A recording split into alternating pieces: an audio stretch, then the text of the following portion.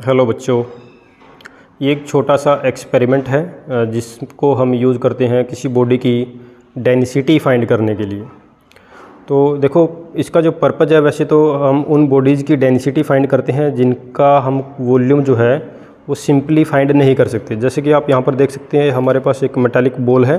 तो इसका अगर हमने वॉल्यूम फाइंड करना है, तो अगर हम इसका रेडियस पता हो तो स्फीयर का वॉल्यूम का फॉर्मूला 4/3 πr³ करके हम इसकी डेंसिटी वॉल्यूम हमारे पास आ जाएगी। इसका मास हम स्प्रिंग बैलेंस से नोट कर लेंगे, जो अभी हमने देखा था 25 ग्राम के आसपास है। तो ये फार्मूला मैंने यहाँ पर लिखा हुआ है, डेंसिटी मास बाय वॉल्यूम। तो फार्मूले में वैल्यू पुट करके आप इसकी डेंसिटी निकाल सकते हैं। लेकिन कई बार हमारे पास बॉडी होती है जिसकी शेप थोड़ी सी इरेगुलर है, तो उसकी वॉल्यूम फाइंड करने में थोड़ी परेशानी आती है।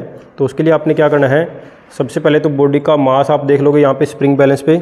तो ये आप देख सकते हैं 25 ग्राम के आसपास है। तो मैं इसको नोट कर लेता हूँ यहाँ पे अपनी नोटबुक में।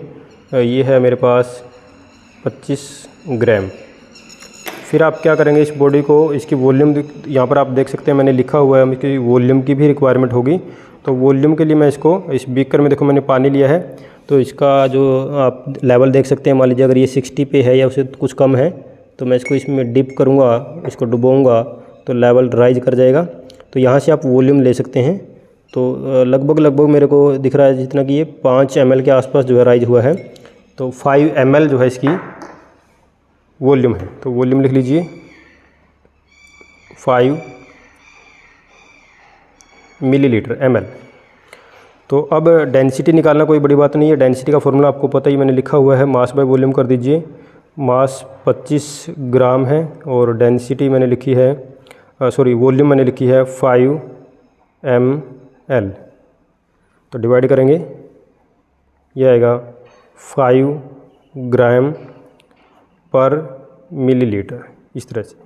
लेकिन आपने अगर डेंसिटी किलोग्राम पर मीटर क्यूब, जो आप देखते हैं ज़्यादातर यूनिट हम यूज़ करते हैं प्रैक्टिकल, किलोग्राम पर मीटर क्यूब। जैसे आपको पता है वाटर की जो डेंसिटी होती है वो 1000 होती है, 1000 किलोग्राम पर मीटर क्यूब होती है।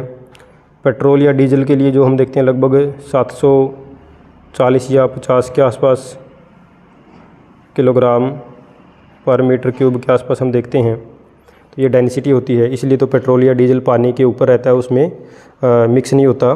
तो ये हम देखते हैं। अब यहाँ पर अगर आप चाहते हैं कि इसको हम किलोग्राम मीटर क्यूब में निकालें, किलोग्राम पर मीटर क्यूब में डेंसिटी निकालें, तो क्या करोगे, आपने ग्राम को किलोग्राम में बदलना पड़ेगा और मिलीलीटर को आपने मीटर क्यूब में बदलना पड़ेगा। तो मैं यहाँ पर लिख देता हूँ, देखो, बॉडी का mass equal to 25 gram.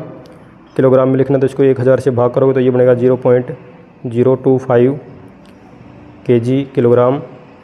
Volume हमारे पास है, हमारे पास जो वॉल्यूम है, तो हमारे पास जो वॉल्यूम है वो है